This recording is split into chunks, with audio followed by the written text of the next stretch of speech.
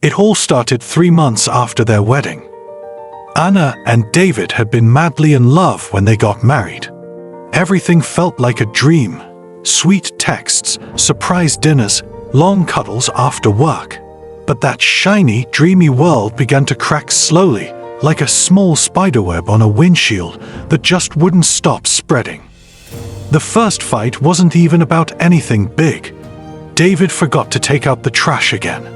Anna had reminded him twice that week, and when she saw the bin still full that night, something in her just snapped.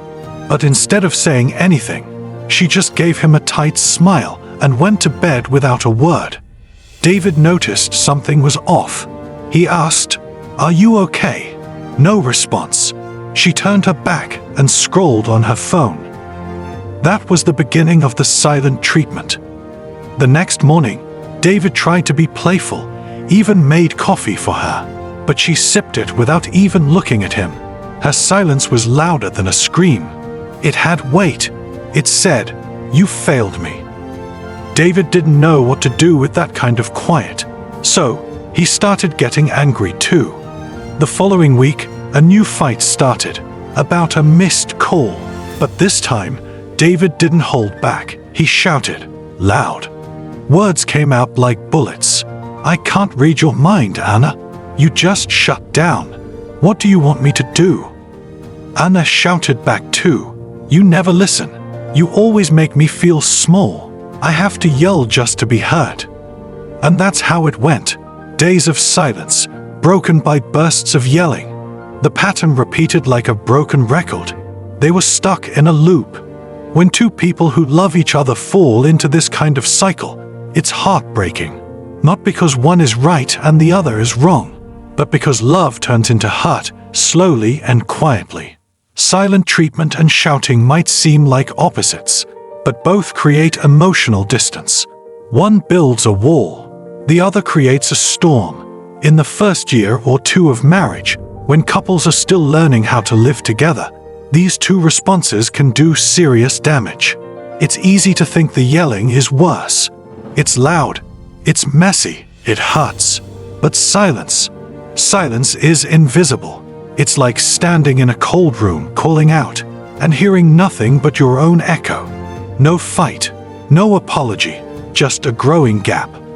Psychologist Dr. John Gottman, who studied married couples for over 40 years, found that stonewalling, the fancy term for silent treatment, was one of the top predictors of divorce.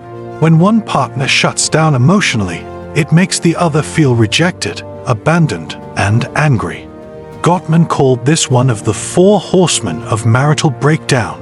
But shouting isn't innocent either. Yelling triggers fear. It makes our heart race. According to a study published in the Journal of Family Psychology, couples who frequently yell at each other experience higher levels of stress and are more likely to report dissatisfaction in their marriage. The research even showed that shouting can change the brain's response to future conflicts, making us more reactive, less rational, and emotionally numb over time. So, which is worse? Imagine you're drowning. Shouting is like thrashing in the water, screaming for help. It's painful, but at least it shows the person wants to be heard. Silent treatment. That's like sinking slowly, with no one noticing. You're disappearing, and the person you love doesn't even throw a rope. One night, a few months into their first year of marriage, Anna finally broke down. She was sitting on the kitchen floor at 1 a.m., crying quietly into her knees. David walked in, saw her, and something clicked. This wasn't about trash or missed calls or cold coffee. This was about feeling ignored, unloved, alone, even when they were in the same room. David sat beside her and whispered, "I miss you." She looked at him, eyes swollen and red. "I miss us." They didn't solve everything that night, but something changed. They made a promise. No more freezing each other out. No more screaming across the room like enemies. They promised to speak, even if their voices shook. To share, even if it felt uncomfortable. To sit with each other's pain, instead of walking away or shouting over it. They learned to say things like, I felt hurt when you didn't reply. I'm not okay, but I don't want to fight. Can we talk? Let's take a break and come back in 10 minutes. Simple words, but powerful ones. It didn't make the fights disappear, but it made the love stronger than the fight. There's a quote by the famous philosopher Friedrich Nietzsche that says, "It is not a lack of love, but a lack of friendship that makes unhappy marriages." That hit home for Anna and David, because when they stopped seeing each other as enemies and remembered they were on the same team, everything softened. They started asking why they reacted the way they did. Why did Anna go silent? Because growing up, when things got hard, no one listened, so she learned to shut down. Why did David yell? Because in his house, that was the only way people got attention.